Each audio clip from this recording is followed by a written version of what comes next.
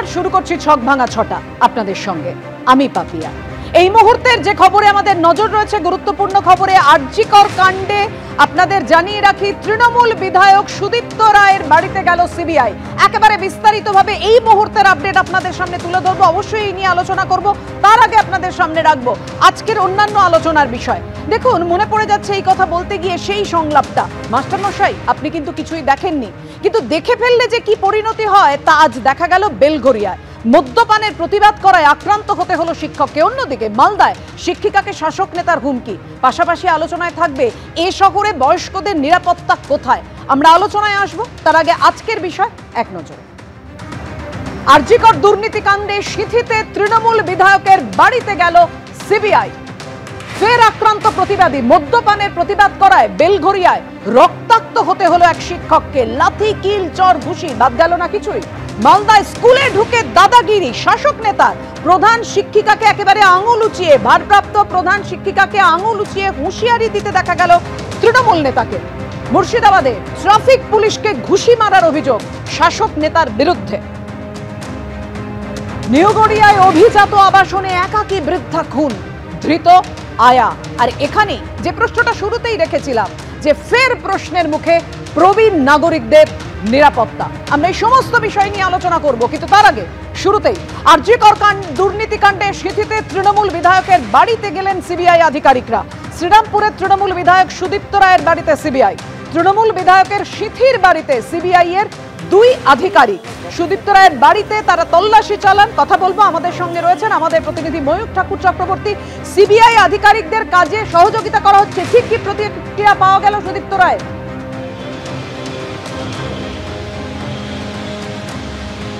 দেখো, আজকে 3:30 নাগাদ শ্রীরামপুরের তৃণমূল বিধায়ক সুদীপ্ত রায় তার যে বাড়ি সাউথ সিথি, সেখানে সিবিআই এর দুজন অফিসিয়ালস আসেন। তারা বেশ কিছু ডকুমেন্টস নিয়ে এসেছেন এবং যে খবর আমরা পাচ্ছি, শ্রীরামপুরের তৃণমূল বিধায়কের কাছ থেকে সংশ্লিষ্ট ডকুমেন্টস নিয়ে বেশ কিছু প্রশ্ন আছে সিবিআই আধিকারিকদের। আরজিকরের যে দুর্নীতি, সেই সব নিয়েই এই মুহূর্তে সুদীপ্ত রায়ের যে বাড়ি, আমাদের ক্যামেরা পার্সন পার্থপ্রতিম রায় দেখাচ্ছে, সেখানেই কিন্তু সিবিআইয়ের অফিসিয়ালসরা তল্লাশি অভিযান চালাচ্ছেন এবং যে ডকুমেন্টসগুলো তারা নিয়ে এসেছেন তার প্রেক্ষিতেই কিন্তু জিজ্ঞাসাবাদের প্রক্রিয়া চলছে। আরজিকরের ঘটনার পর মোট দুটো মামলা হয়েছিল, একটা রেপ এবং মার্ডারের কেস, ধর্ষণের ঘটনা এবং খুনের ঘটনা মূল মামলা, যাতে আরজিকর হাসপাতালের প্রিন্সিপাল থেকে শুরু করে বেশ কয়েকজন টালা থানার অফিসার ইনচার্জ যারা অ্যারেস্ট হয়েছিলেন। এবং আরেকটি মামলা হয়েছিল, সেটা হচ্ছে আরজিকর হাসপাতালের দুর্নীতি মামলা। এই দুর্নীতি মামলা, তার তদন্ত কিন্তু সিবিআই অফিসিয়ালসরা করছিলেন এবং এই মামলাতেই শ্রীরামপুরের তৃণমূল বিধায়ক সুদীপ্ত রায় তার নাম জড়ায়। যেহেতু আরজিকর হাসপাতালের সঙ্গে রোগী কল্যাণ সমিতির সঙ্গে তিনি যুক্ত ছিলেন, ঠিক সেই কারণেই এই মুহূর্তে যে খবর আমরা পাচ্ছি, যে 3:30 সময় সুদীপ্ত রায়ের বাড়ি সাউথ সিথি বিটি রোডের ওপর সরজু নার্সিংহোম। আমি পার্থকে বলবো দেখানোর জন্য। দেখো, সুদীপ্ত রায়ের যে গাড়ি, ব্যক্তিগত গাড়ি, সেই গাড়ি এখনো পর্যন্ত রয়েছে, বাড়ির বাইরে দাঁড়িয়ে রয়েছে। সিবিআই অফিসিয়ালসরা ভেতরে ঢুকেছেন, 2 ঘন্টারও বেশি সময় তারা উপরে রয়েছেন। বেশ কিছু ডকুমেন্টস নিয়ে তারা এখানে এসেছেন পাপিয়া, এমনটাই সূত্রের খবর। মূলত যে ডকুমেন্টসগুলো নিয়ে এসেছেন, সংশ্লিষ্ট বিষয় কিন্তু শ্রীরামপুরের তৃণমূল বিধায়ক সুদীপ্ত রায়কে জিজ্ঞাসাবাদ করা হচ্ছে, এমনটাই সিবিআই সূত্রে খবর। অর্থাৎ 2 ঘন্টারও বেশি সময় হয়ে গেছে সিবিআই আধিকারিকরা সুদীপ্ত রায়ের বাড়িতে রয়েছেন, তল্লাশি চালাচ্ছেন এবং জিজ্ঞাসাবাদ করছেন। প্রতি মুহূর্তের আপডেট তোমার কাছ থেকে নিতে থাকবো ময়ূক। আপনাদেরকে আরও একবার জানিয়ে রাখি, সুদীপ্ত রায় তৃণমূল বিধায়ক, আরজিকর দুর্নীতিকাণ্ডে তার বাড়িতে তল্লাশি চালাচ্ছে সিবিআই। সমীরদা, তো 2024-এর ভোট এগিয়ে আসবে, ততই ধেয়ে আসবে সিবিআই কেন্দ্রীয় পরিচালিত যে চিত্রনাট্য আমরা দেখেছি, আগেও দেখেছি 2024 বলুন 2021 বলুনের ভোটে তৃণমূল কংগ্রেসের বাছা মানে বেছে তৃণমূল কংগ্রেস সিবিআই শুধু খুঁজছে। স্বাভাবিকভাবে আরজিকর কাণ্ডের যে ঘটনা ঘটেছে, অত্যন্ত মর্মান্তিক ঘটনা ঘটেছিল, স্বাভাবিক সেটা নিয়ে প্রতিবাদ হয়েছে। সমস্ত রাজনৈতিক দল, ইভিন শাসক দলও রাস্তায় নেমেছিল। ভারতবর্ষের ইতিহাসে মনে হয় এটা প্রথম। তবে ডক্টর সুদীপ্ত রায় সম্পর্কে আমার যতটুকু চিনি বা জানি, দেখে এসছি, কথা বলেছি, ওনার মতন মানুষ এই রোগী কল্যাণ সমিতির সাথে যুক্ত, যেহেতু আরজিকরের ঘটনা যদি কোথাও থাকে, অলরেডি সিবিআই একবার সুদীপ্ত রায়ের বদলে আরজিকরের সরকারি প্রতিনিধি হন অতীন ঘোষ, তাকে সরিয়ে দেওয়া হয়েছিল। সেটাই আপনাকে জানিয়ে দিলাম। অলরেডি সিবিআই তার সিথির বাড়িতে দীর্ঘক্ষণ জেরা করেছিল, তার ফোন নিয়ে নেওয়া হয়েছিল, সমস্ত কিছু করেছিল। তারপরে আবার হঠাৎ যদি তদন্তের খাতিরে নিশ্চয়ই যাবে সিবিআই, যাবে না কেন?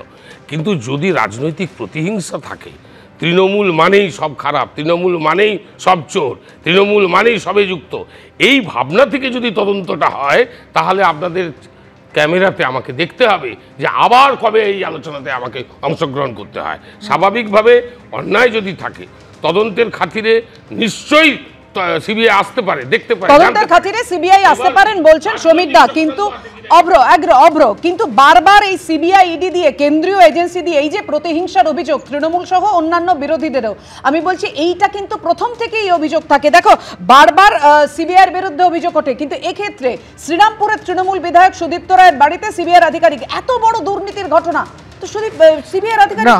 আমরা আজকে প্রচন্ড লাকি যে তৃণমূলের প্রতিনিধি খালি আমাদের মাঝখানে আছেন তা নয়।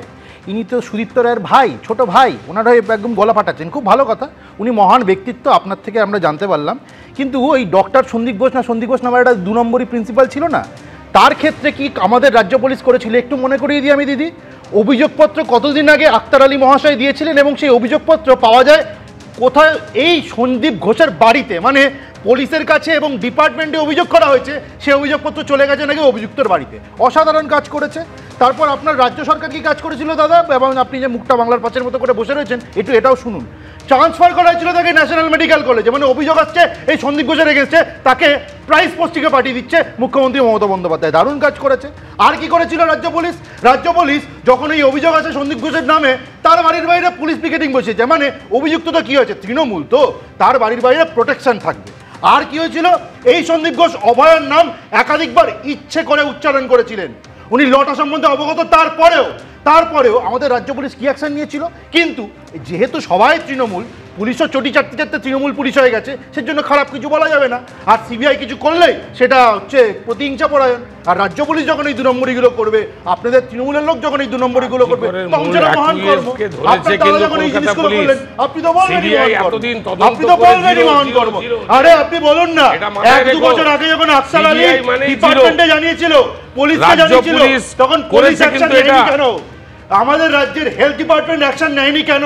কেন ওই অভিযোগপত্র ঘুরিয়ে যে অভিযুক্ত তার বাড়িতে চলে গেল? এটা হয় কি করে? একদম অভ্র আসবো, তার আগে দেবাশিসদার কাছে আসবো। সমীরদা আপনি বলবেন, আপনার কাছে আসবো। কিন্তু দেখুন, এই দুর্নীতিকাণ্ডে, আরজি করের দুর্নীতিকাণ্ডে হাইকোর্টের বিচারপতি তিনি মন্তব্য করেছিলেন যে প্রশাসনের অন্দরে যদি দুর্নীতি হয় তাহলে তার প্রভাব সুদূর প্রসারী।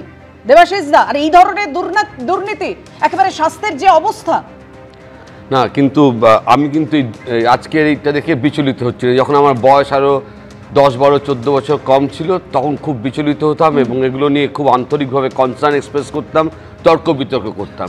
এখন কেন এরকম হয় না, তার কারণ গত প্রায় 1 দশকের বেশি সময়কাল ধরে আমাদের রাজ্যে যে গভীর তদন্ত হয়েছে এবং যে পরিমাণ দুর্নীতির অভিযোগ হয়েছে, আমাদের রাজ্যে এখন রীতিমতো সার্চ ইঞ্জিন করতে হবে যে কোথায় দুর্নীতি হয়নি এবং কোথায় সিবিআই ইডি তদন্ত করেনি। প্রবলেমটা হচ্ছে যে এই প্রত্যেকটা তদন্তের পর কখনো আমরা শেষমেশ একদম কাঁধ, গলা, পাঁজরা পর্যন্ত উঠে যায়, কিন্তু মাথায় কখনো পৌঁছতে পারে না।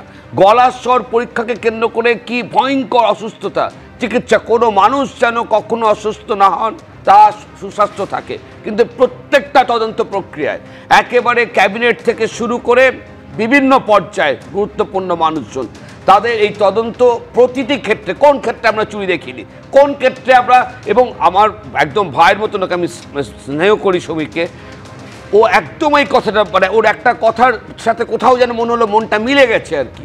বলছিল যে এই সব সময় ধরে, ওরও ভালো লাগে না, সব সময় ধরে চোর চোর চোর, যেন আমাদের সবাই চোর। এই কথাটা যখন বললো না, মানে তা তো নয়, কখন নয়, একটা এই এখন হবে কেন? কিন্তু রাজ্যে একটা শাসন ব্যবস্থা চলছে, এটা কোনো রাজনীতির বিতর্কের বিষয়বস্তু নয়। রাজ্যে একটা শাসন ব্যবস্থা চলছে, যে ব্যবস্থাপনায় রাজ্যের প্রায় সর্বক্ষেত্রে দুর্নীতির অভিযোগ উঠছে, কেন্দ্রীয় তদন্ত সংস্থা আসছে, তদন্ত করছে, চূড়ান্ত এক্সাইটমেন্ট, তারপর হঠাৎ করে ডিসলভ করে যাচ্ছে।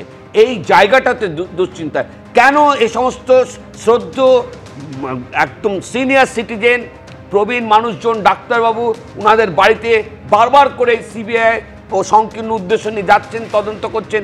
আমি বারবার একজন সাধারণ নাগরিক হিসেবে বলছি, এসব হোক, এইসব পরিবারগুলোকে অস্থির করে দিচ্ছে, হোক, কিন্তু যেন আমরা জানতে চাই, শেষমেশ বুঝতে চাই মাথা অবধি যেন পৌঁছতে পারে সিবিআই। একদমই আমি মানে অভিযোগ আছে স্যার, অরিন্দম বাবু দেখুন, আখতার আলী তিনি অভিযোগ করেছিলেন সুদীপ্ত রায়ের বিরুদ্ধে, সেটা যেমন রয়েছে, তার পাশাপাশি যখন সুদীপ্ত রায়কে সরিয়ে দেওয়া হয় আরজিকর মেডিকেলের প্রাক্তনীদের সংগঠন থেকে, তাঁরা পর্যন্ত একই রকম অভিযোগ তুলেছিলেন যে তিনি রোগী কল্যাণ সমিতির চেয়ারম্যান থাকাকালীনই বেলাগাম দুর্নীতি হয়। আপনি আমাকে বললেন? হ্যাঁ, আপনাকে বললাম। একদম ঠিক বলেছেন। প্রথম কথা বলি, সুদীপবাবু সমীরবাবু যে বক্তব্যটা বললেন প্রথমেই, যে সিবিআই এত দেরিতে কেন করছে, সত্যি আমরাও নিরাশা। ওনাকে একটু ইনফরমেশন দেই, 12 বছর পরে সারদার 3 মামলা যে খালাস হলো, এই মামলাটা প্রথম কে করেছিল? এই মামলাটা করেছিল আজকে স্টেট পুলিশ।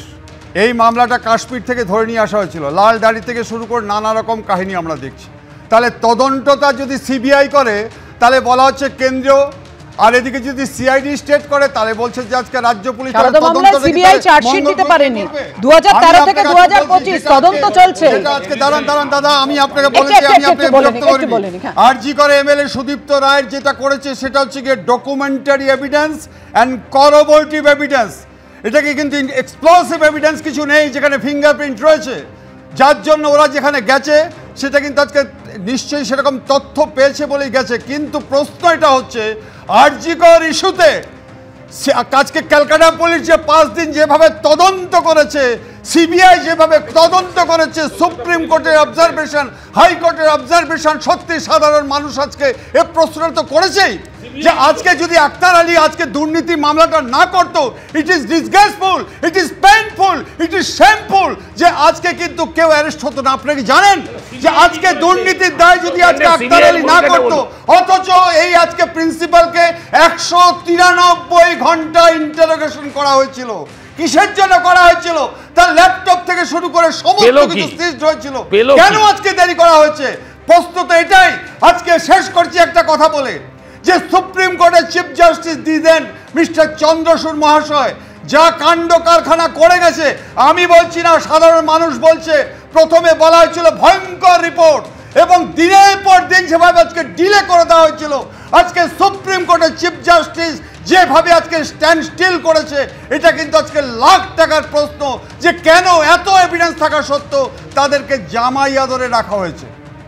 একদমই আপনি বলছেন তৃণমূল বিধায়ক তথা চিকিৎসক সুদীপ্ত রায়ের বাড়িতে, অবশ্যই অরিন্দম বাবুর মতামত একেবারে একান্ত ব্যক্তিগত, তার মতামত, কিন্তু দেখুন এই তৃণমূল বিধায়ক এবং তথা চিকিৎসক সুদীপ্ত রায়ের বাড়িতে এই আরজিকরের দুর্নীতিকাণ্ডে ইডি তল্লাশি চালায় প্রায় 20 ঘন্টা ধরে, তারপর সিবিআই তল্লাশি চালায়, আবার ফের আজকে সিবিআই আধিকারিকরা তল্লাশি চালাচ্ছেন। কি পেল? এখনো তল্লাশি চলছে যতদূর জানা গেছে। অবশ্যই সেই খবর, সেই আপডেট আপনাদেরকে দিতে থাকবো। ফের আক্রান্ত প্রতিবাদী। বেলঘরিয়ায় মদ্যপানের প্রতিবাদ করেছিলেন এক শিক্ষক, তাকে মাটিতে ফেলে একেবারে কিল চড় ঘুষি একেবারে দেওয়ালে ঠেসে ধরে তাকে মারধর করা হয়। সিসিটিভি ফুটেজ সামনে এসেছে, আপনাদের সামনে রেখেছি সেই মুহূর্তের সিসিটিভি ফুটেজ। দেখুন, রাস্তায় ফেলে আঁকার শিক্ষককে বেধড়ক মারধর করা হয়েছে। নিমতা থেকে এক তরুণীকে গ্রেফতার করা হয়েছে, যাকে দেখা যাচ্ছে সিসিটিভি ফুটেজে। আর কি আপডেট রয়েছে জানবো, কথা বলবো। আমাদের সঙ্গে রয়েছেন আমাদের প্রতিনিধি সমীরণ পাল। সমীরণ, ওই মন্দিরা মুখোপাধ্যায় যাকে ইতিমধ্যেই গ্রেফতার করেছে পুলিশ, তাকে জিজ্ঞাসাবাদ করে আর কি কি তথ্য এলো পুলিশের কাছে? দেখো পাপিয়া, যে ঘটনাটা ঘটেছে আজ সকালে বেলঘরিয়ার নন্দননগর এ ব্লকে, সেখানে সকাল 6টা নাগাদ কৌশিক অমাবস্যার প্রসাদ নিয়ে বেলঘরিয়া 2 নম্বর রেলগেট থেকে আকাশ শিক্ষক নিরুপম পাল ফিরছিলেন বাইকে চেপে। সেই সময় তিনি দেখতে পান যে বোঝাই করা ইটের পেছনে কয়েকজন যুবক এবং একজন তরুণী মদ্যপান করছেন। তিনি বলেন যে দিনের বেলা কি করে তারা মদ্যপান করছেন এবং তার প্রতিবাদ করেন। সেই সময় তার ওপর ওই যুবকরা এবং ওই তরুণী চড়াও হয়, তাকে মারধর করে, তার বাইক ফেলে দেওয়া হয়, তার ফোন ফেলে দেওয়া হয়, তাকে ফেলে মারধর করা হয়। তাকে তারপরে নিয়ে যাওয়া হয় সাগর দত্ত মেডিকেল কলেজ হাসপাতালে এবং পরবর্তীকালে বেলঘরিয়া থানায় অভিযোগ দেওয়া হয়। অভিযোগ পেয়ে তদন্ত শুরু করে বেলঘরিয়া থানার পুলিশ, এবং তদন্ত নেমে পুলিশ সিসিটিভি ফুটেজের সূত্র ধরে তরুণীকে প্রথমে চিহ্নিত করে। তরুণীর বাড়ি নিমতা থানা এলাকায়, এবং সেই বাড়িতে তাকে দুপুরবেলা তাকে গ্রেপ্তার করে মন্দিরা মুখোপাধ্যায় এবং অন্যান্য আরো 2জনকে সন্দেহজনকভাবে তাদেরকে আটক করা হয়েছে, তাদের জিজ্ঞাসাবাদ করা হচ্ছে এবং বেশ কয়েকটি নাম সিসিটিভি ফুটেজের সূত্র থেকে পুলিশ জানতে পেরেছে এবং তাদের খোঁজ চালাচ্ছে। এবং প্রাথমিক জেরায় পুলিশ যেটা দাবি করছে, মন্দিরা মুখোপাধ্যায় পুলিশকে জানিয়েছে যে প্রথমে ওই আঁকার শিক্ষক নিরুপম গোয়াল তাকে দেখে কটূক্তি করে, সেই সময় তার যারা বন্ধু বান্ধব ছিল তারা সেই ঘটনার প্রতিবাদ করতে গিয়ে মারধর করেছে, এমনটাই প্রাথমিক জেরায় মন্দিরা মুখোপাধ্যায় পুলিশকে জানিয়েছে, এমনটাই পুলিশের পক্ষ থেকে দাবি করা হয়েছে। পাপিয়া, ধন্যবাদ তোমায়। অর্থাৎ বুঝতেই পারছেন সিসিটিভি ফুটেজে যে মুহূর্তের ছবি রেখেছি আপনাদের সামনে, তাই নিয়ে আমরা আলোচনায় ফিরছি। আক্রান্ত শিক্ষক, রক্তাক্ত প্রতিবাদী, বেলঘরিয়ায় মদ্যপানের প্রতিবাদ করেছিলেন তিনি, রাস্তায় ফেলে আঁকার শিক্ষককে বেধড়ক মারধর করা হয়েছে, সেই সিসিটিভি ফুটেজ রেখেছি আপনাদের সামনে। মদ্যপান করছিলেন একদল যুবক যুবতী, সেই সময় এসে তিনি প্রতিবাদ করেন বাইকে এসে, দেখুন।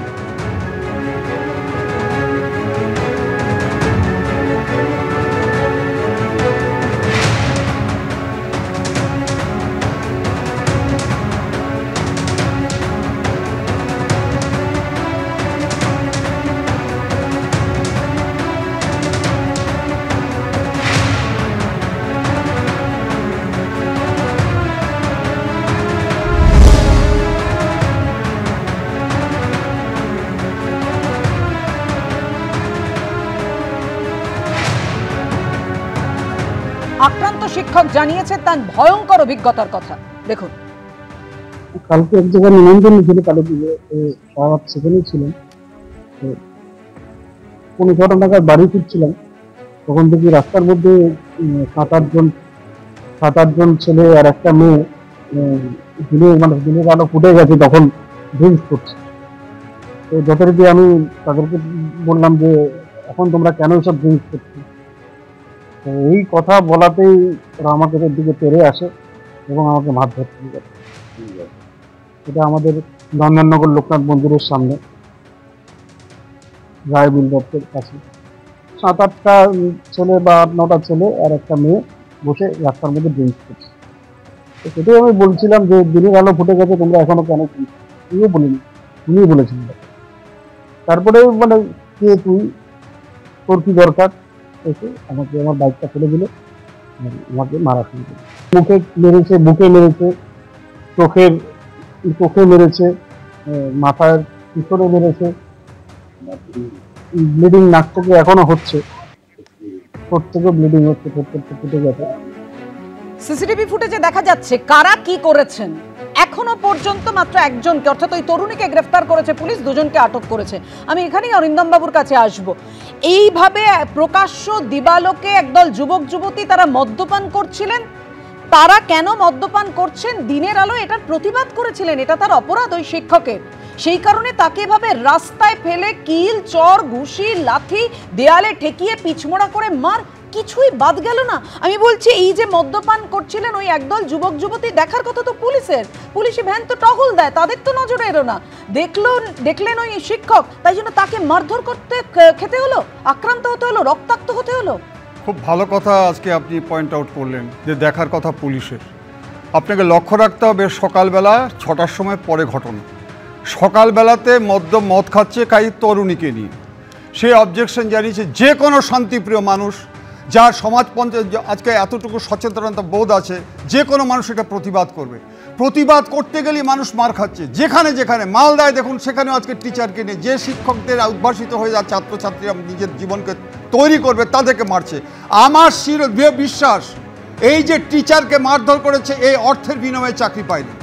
আমি আপনাকে বলছি সিসিটিভি যদি আজকে না থাকতো তাহলে আপনারা বলুন, আপনি যে পয়েন্টটা করলেন যে সিসিটিভি থাকার পরে এই মেয়েটিকে ইন্টারোগেশন করার পরে আজকে একজনকে অ্যারেস্ট করা হয়েছে। আপনি আমাকে এই কথাটা বলুন। মানব সভ্যতা সুদীর্ঘ সময়ের গড়ে ওঠা এই সামাজিক মূল্যবোধের চরম অবক্ষয় ম্যাডাম এখন হয়নি। দীর্ঘদিন আগে থেকে যে আজকে গাছপালা তৈরি করা সৃষ্টি করেছিল, রোপণ করেছিল, বীজ বৃক্ষে আজকে ফল আমরা দেখতে পাচ্ছি। তার জন্য দায়ীকে আজকে 307 অ্যাটেম্প টু কমিট দেওয়া হবে। এবার দেখবেন পুলিশ বলে দেবে আমি চার্জশিট দিয়েছি। আরে ভাই, চার্জশিট দিয়ে পানিশমেন্ট হচ্ছে না কেন? কে সাক্ষী হবে? আজকে দিনের পর দিন আজকে চার্জশিট দেওয়া হচ্ছে, দিনের পর দিন আজকে দেওয়া ফেরা বলছে আমরা অ্যারেস্ট করে দিচ্ছি। কারণ মালদাতে যখন বাবলা সরকার মার্ডার হয় তখন এই মাননীয় মুখ্যমন্ত্রী আজকে এসপিকে থ্রেট করেছিল, ধমক দিয়েছিল। সোর্স ইনফরমেশন আজকে দেখুন মালদারে এক টিচারকে কি অপমান করা হচ্ছে, যে টিচারদের আজকে মারধর করছে, ছাত্ররা বিং ইনটক্সিকেটেড, সকালবেলা মদ খাচ্ছে। এ কোন সংস্কৃতির মধ্যে আমরা বাস করছি?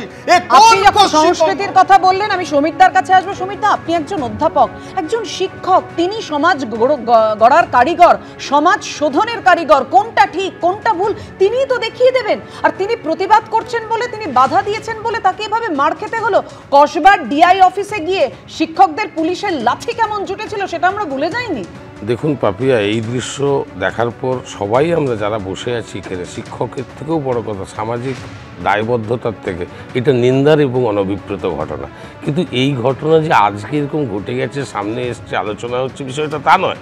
এটা একটা সামাজিক ব্যাধিতে পরিণত হয়েছে। বেলঘরিয়া নন্দননগরের ঝিলপাড়ের ঘটনা তার প্রমাণ দিচ্ছে। এবং সিসিটিভির কথা আজকে আপনি সামাজিক ব্যাধি দূর করার দায়িত্ব নিজের কাঁধে তুলে নিয়েছিলেন ওই শিক্ষক। দেখুন তার কি অবস্থা হলো। অভিযোগের ভিত্তিতেই কিন্তু ম্যাডাম আপনি দেখুন, আইন শৃঙ্খলা বলছেন না, রাজ্য প্রশাসন অ্যাক্টিভ কেমন। অভিযোগ পাওয়ার সাথে সাথেই, কমপ্লেন হওয়ার সাথে সাথেই একজন। এখানে একটা কথা যোগ করতে হবে সমীরদা, পরিবার বলছেন যে না, অভিযোগ পাওয়ার সাথে সাথে না, পরিবার বলছেন এবিপি আনন্দে খবর সম্প্রচারিত হওয়ার পর পুলিশ আসে। আপনাদের সমাজে দায় দায়িত্ব অনেক অনেক, প্রশাসনের জন্য দায় দায়িত্ব সিসিটিভিটা ছিল বলুন, না হলে তো কিছুই ঘটেনি বলে দেওয়া হতো হয়তো। আপনার ক্যামেরার ক্ষমতা যে কতটা, প্রশাসন কিন্তু সেটা সত্যতা ভেবেই কিন্তু অ্যাকশন নিচ্ছে। তাহলে স্বাভাবিকভাবে আপনি বলছেন প্রশাসনের ক্ষমতা নেই, ক্যামেরার ক্ষমতা আছে। নিশ্চয়ই ক্যামেরা আপনার কাজ করছে, অভিযোগের ভিত্তিতে পুলিশ প্রশাসন কিন্তু বসে নেই। তাহলে স্বাভাবিকভাবে একটা গুড গভর্নেন্স হতে গেলে যদি আমি অ্যাক্টিভ না হই, যদি কোনো ব্যবস্থা না নেই, আমরা দেখছি মজিদ মাস্টার আলিমুদ্দিন স্ট্রিটে ঘুরছে, প্রশাসন দেখতে পাচ্ছে না, প্রশাসন পাচ্ছে না খুঁজে সেই মজিদ মাস্টারকে। আজকে কি মদ খাওয়ার ঘটনা নতুন একটা ঘটে গেল না? এই একটা ব্যাধি ম্যাডাম। আমরা মনে করি এই ধরনের দৃশ্য, এই ব্যাধি দূর করার জন্য আবার সেই এক কথা বলতে হবে, সেই কারণেই মানুষ পরিবর্তন এনেছিল, চেয়েছিল, কিন্তু তারপরেই অবস্থা দেখতে হচ্ছে। বারবার জয়ন্ত সিং, রোহিত সিংদের দাপট দেখা যায়, কিন্তু না, সেই অপরাধীরা অপরাধের বারবারন্ত হতেই থাকে, কিন্তু যারা প্রতিবাদ করে তাদের মার খেতে হয়, তাদের লাথি জোটে। আর এক্ষেত্রে তো শিক্ষক। এবার দেখুন শিক্ষিকা, এবার শিক্ষিকাকে ছুটি না দেওয়ায় স্কুলে ঢুকে তৃণমূল নেতার দাদাগিরি কিভাবে দেখাবো আপনাদের। মালদার হবিবপুরের বুলবুলচন্ডী RN রায় বিদ্যানিকেতনের ঘটনা। ভারপ্রাপ্ত প্রধান শিক্ষিকাকে আঙুল উঁচিয়ে শাসানি দিচ্ছেন শাসক নেতা, তৃণমূল নেতা সুবোধ রায়, ওই স্কুলেরই পরিচালন সমিতির সভাপতি। স্কুলে ঢুকে প্রধান শিক্ষিকাকে কিভাবে হুমকি দিচ্ছেন দেখুন সেই ভাইরাল ছবি। শিক্ষিকাদের আঙুল উঁচিয়ে হুঁশিয়ারি, রীতিমতো ধমক। ভারপ্রাপ্ত প্রধান শিক্ষিকার সঙ্গে উত্তপ্ত বাক্য বিনিময়, তাকে অপমান করার অভিযোগ। ফের শিক্ষা প্রতিষ্ঠানে তৃণমূল নেতার দাদাগিরির অভিযোগ, এবার মালদার হবিবপুরে। স্কুলে ঢুকে এভাবেই হম্বিতম্বি করতে দেখা গেল তৃণমূল নেতা এবং পরিচালন সমিতির সভাপতিকে। শিক্ষিকাদের দাবি, এক শিক্ষিকাকে ছুটি না দেওয়া নিয়ে গন্ডগোলের সূত্রপাত। ছুটি না পেয়ে পরিচালন সমিতির সভাপতির কাছে অভিযোগ করেন তিনি। এরপরই স্কুলে এসে এইভাবে কার্যত দাদাগিরি করতে দেখা গেল তৃণমূলের শ্রমিক সংগঠনের নেতা সুবোধ রায়কে, যিনি আবার স্কুলের পরিচালন সমিতির সভাপতিও। ভারপ্রাপ্ত প্রধান শিক্ষিকার যোগ্যতা নিয়ে প্রশ্ন তুলে আঙুল উঁচিয়ে হুঁশিয়ারি দিতে দেখা যায় তাকে। গোটা ঘটনা ধরা পড়েছে সিসি ক্যামেরায়। আমার এই চাকরি জীবনে এত অপমানিত হয়েছি সেটা আমি আর বলতে পারবো না। চেয়ারে বসার যোগ্যতা নাই, আপনার চেয়ার থেকে নেমে যান। উনি সবসময় আমি তুলে কথা বলেন, যে কোনো এরকম ঝগড়ার টাইপেরই সব ওনার নিয়ে থাকে সবসময়। অফিস আপনি ক্লার্কের মতন থাকেন, এরকম কথা। পরিচালন সমিতির সভাপতি অভিযুক্ত তৃণমূল নেতা পাল্টা ভারপ্রাপ্ত প্রধান শিক্ষিকার বিরুদ্ধে মিড ডে মিলে দুর্নীতির অভিযোগ তুলছেন। একটা হ্যাবক টাকা প্রতি মাসে উনি চুরি করতেন। কে চুরি করতেন? টিআইসি। প্রতি মাসে উনি চাল নিতেন। 24 দিন যদি স্কুল হয় তো 24 দিনে মোটামুটি উনি 40 কিলো চাল চুরি, 24 কুইন্টাল চাল চুরি করতেন। উনি ম্যানেজিং কমিটিকে মানে ওনার হাতের মুঠোয় রাখতে চাইছিলেন, এগুলো পারছেন না বলে সভাপতি মিড ডে মিলের আমাকে নানা রকম উত্তপ্ত করে কথা বলেন মিড ডে মিল সম্বন্ধে, হ্যাঁ, এবং মিড ডে মিল ওনারাই চালাবেন, এ করবেন। এসব বলেন, আমি নিয়ে নিন, আপনি যদি মিড ডে মিল চালাতে চান তো নিয়ে নিন, আমার কোনো আপত্তি নেই। এই কমিটি আদৌ বৈধ কিনা আমার একটা সন্দেহ আছে। ইতিমধ্যেই বিডিও ও জেলা স্কুল শিক্ষা দপ্তরের কাছে অভিযোগ জানিয়েছেন ভারপ্রাপ্ত প্রধান শিক্ষিকা। প্রধান শিক্ষিকাকে স্কুলে ঢুকে তার টেবিল থাপড়ে আঙুল তুলে চোখ রাঙিয়ে যেভাবে তাকে ভয় দেখিয়েছেন, গালাগালি দিয়েছেন, এটা সমস্ত মানুষ দেখেছে। কোথাও তাকে ভয় দেখাতে হবে, কোথাও তাদেরকে মারতে হবে, কোথাও তাদেরকে হুমকি দিতে হবে, এইরকম কতদিন মানুষ সহ্য করবে? মালদার জেলা স্কুল পরিদর্শক জানিয়েছেন বিষয়টি খতিয়ে দেখা হচ্ছে। দুপক্ষের সঙ্গেই এ নিয়ে কথা বলে সমস্যা সমাধানের চেষ্টা করা হবে। অভিজিৎ চৌধুরীর রিপোর্ট, এবিপি আনন্দ, মালদা। এখন সমস্যা সমাধানের চেষ্টা করা হবে, কিন্তু প্রশ্নটা এখানেই, তিনি তো স্কুলের পরিচালন সমিতির সভাপতি, আলোচনা করে কেন সমস্যা সমাধানের চেষ্টা করলেন না? এভাবে প্রধান শিক্ষিকাকে হুমকি দিতে দেখা যাচ্ছে প্রকাশ্যে। দেবাশিস দা, বারবার এই প্রসঙ্গ উঠলেই সেই মনে পড়ে যায় বাঙড়ের কথা, আরাবুল ইসলামের কথা, স্কুলের শিক্ষিকাকে জগ ছুঁড়ে মারার কথা। আবার সেই ঘটনা দেখুন, প্রধান শিক্ষিকাকে কিভাবে হুমকি দিচ্ছেন তৃণমূলের নেতা। না না, এটা তো টুকরো টুকরো ঘটনা নয়, এটা একটা মজবুত রাজনৈতিক সংস্কৃতির উপর ভিত্তি করে এই ধরনের স্পর্ধা, এই ধরনের বডি ল্যাঙ্গুয়েজ, এই ধরনের ভাষা তৈরি হয়। এটা একদম রাজনীতির সংস্কৃতি, তার প্রভাবে হচ্ছে এটা। ফলে এটা বাঙ্গুর এবং মালদা আলাদা ঘটনা নয়। এখানে যে শিক্ষকের সকালবেলায় মদ খাচ্ছে, মার দেওয়া, এই একটাও কিন্তু বিচ্ছিন্ন ঘটনা। যখন কোনো সমাজে পুলিশকে লাথি মারতে দেখা যায়, শিক্ষকদের মানে অযোগ্য শিক্ষকদের জন্য যোগ্য শিক্ষকদের চাকরি যাওয়াকে কেন্দ্র করে, প্রতিবাদ আন্দোলনকে কেন্দ্র করে, যখন রাষ্ট্রকে দেখা যায়, রাষ্ট্রকে, ব্যক্তি পুলিশ ধরবো না, রাষ্ট্রকে দেখা যায় পুলিশের পোশাকে মাস্টারমশাইকে লাথি মারতে, রাষ্ট্রকে দেখা যায় যখন যোগ্য শিক্ষকদের আন্দোলনে তাদেরকে যেভাবে ট্রিট করা হচ্ছে দেখে মনে হচ্ছে সমাজ বিরোধী, একদিন নয়, মাসের পর মাস, বছরের পর বছর ধরে, তখন সমাজে দ্বারা কুশিক্ষিত কিন্তু কোনো কারণে সাময়িকভাবে রাজনৈতিক শক্তিতে তারা শক্তিশালী, তারা তখন শিক্ষাক্ষেত্র, শিক্ষা ব্যবস্থায় এই ধরনের ছোবল মারতে সাহস পায়। সকালবেলায় মদ খাওয়ার ঘটনা আর এই চাল চুরি, আমার তো অফিসিয়াল প্রোগ্রাম জোরে হাসতে পারছি না। চাল চুরি আমাদের রাজ্যে মানে কোন চুরি হয়নি? সেই নাকি চাল চুরি আটকানোর জন্য নানা রকম, আরে চাল চুরি যদি সত্যি হয় তার তো সরকারি ব্যবস্থা রয়েছে, তাকে কে দায়িত্ব দিয়েছে? কে দায়িত্ব দিয়েছে এই ভদ্রলোককে গিয়ে হেডমিস্ট্রেসকে ইনসাল্ট করতে, টিচার ইনসাল্ট করতে? কারণ তার কুরাজনৈতিক স্পর্ধা, এইটা হচ্ছে মূল সংকট। এই ডেমোক্রেটিক প্রসেসে এই মুহূর্তে সাময়িকভাবে এই এক দশককাল এই কুরাজনৈতিক সংস্কৃতি বলছেন, স্পর্ধা বলছেন, উদ্ধত্ত বেপরোয়া মনোভাব, কেন এত বারবারন্ত? এর কার হাত মাথায় থাকতে পারে? যেভাবে আমরা জয়ন্ত সিং এর দাপট দেখেছিলাম, যেভাবে কোট আনকোট বেলঘড়িয়ার প্রভাবশালী দাদা, একেবারে রোহিত সিং এর দাপট দেখেছিলাম, এক্ষেত্রেও তো তাই।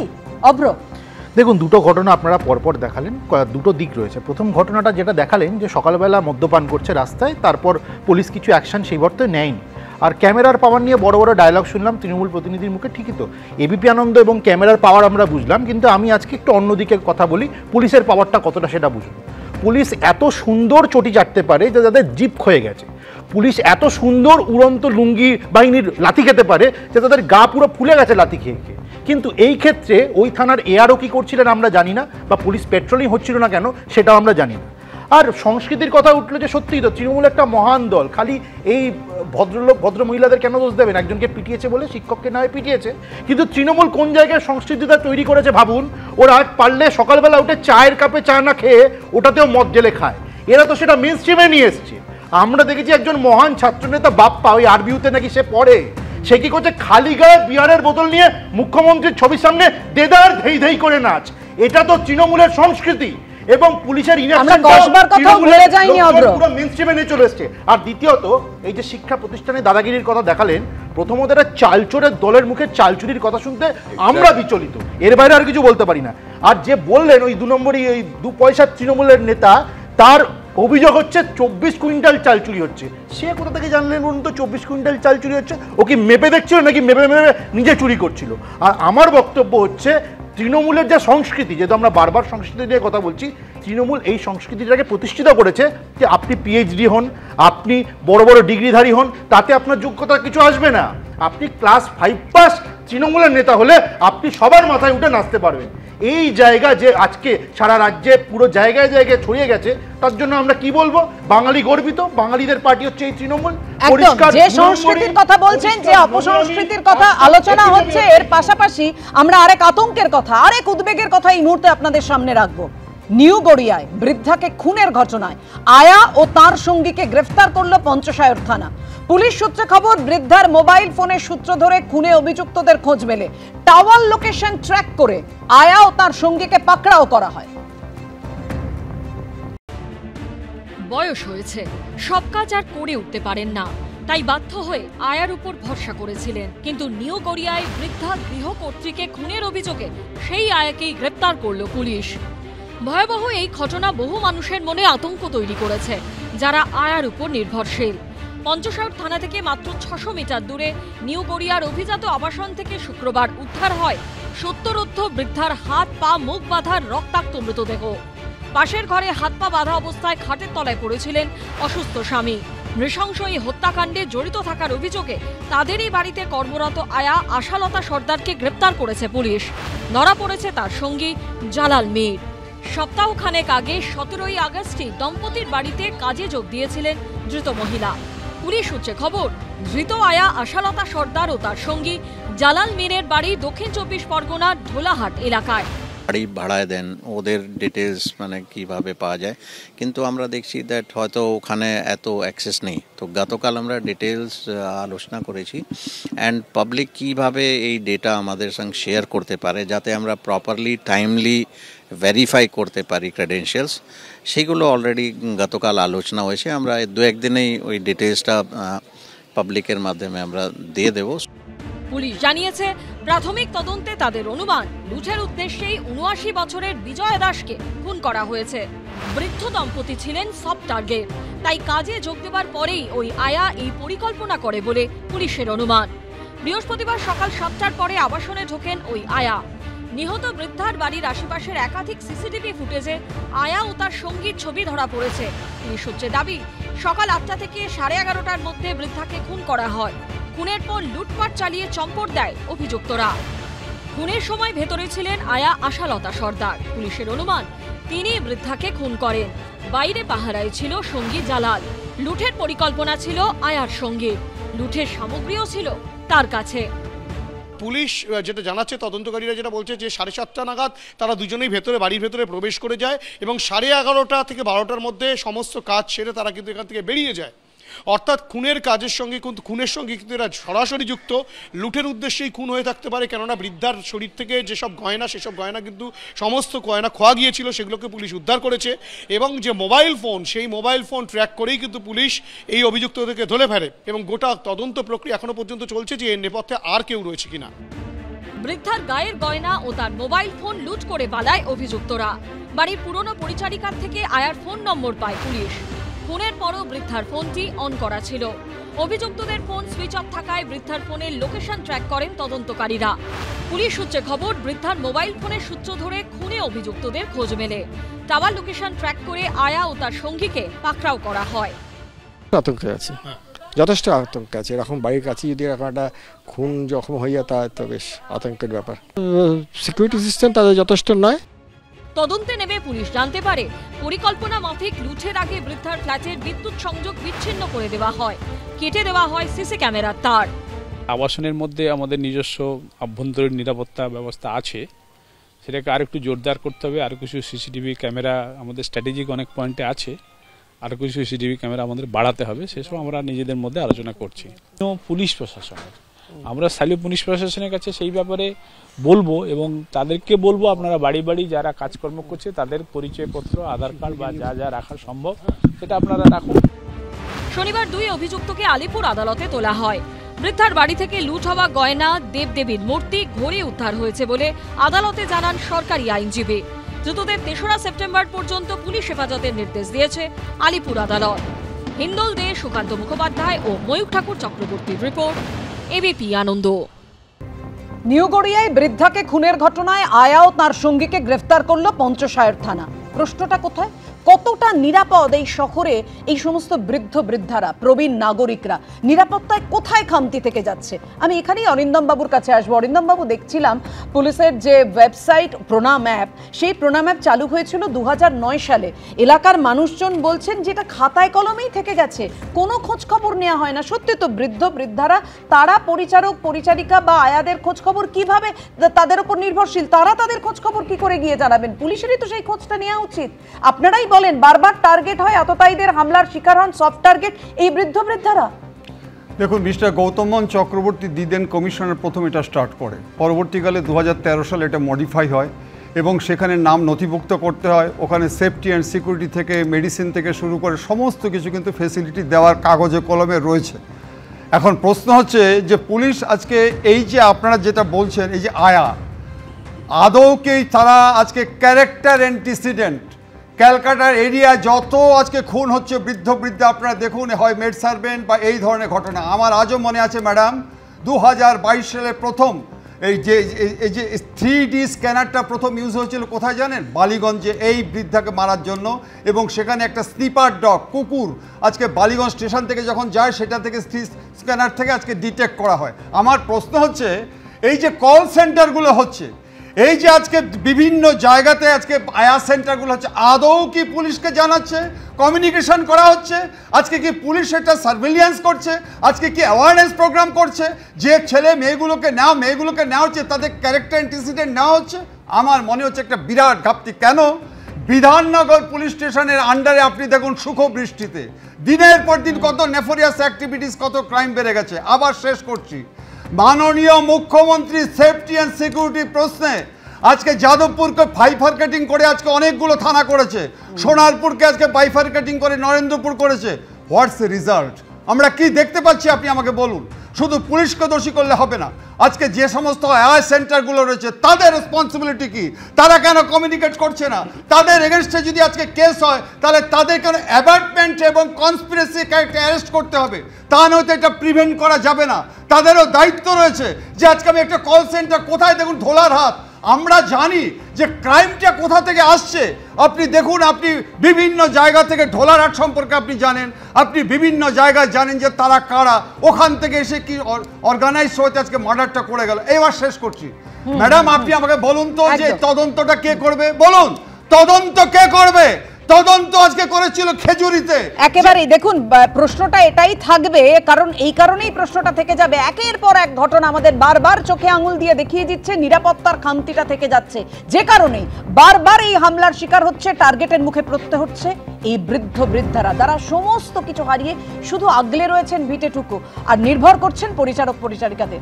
নিরাপত্তা দিতেই হবে পুলিশকে। আমাদের এই মুহূর্তের আলোচনা এখানেই শেষ করছি।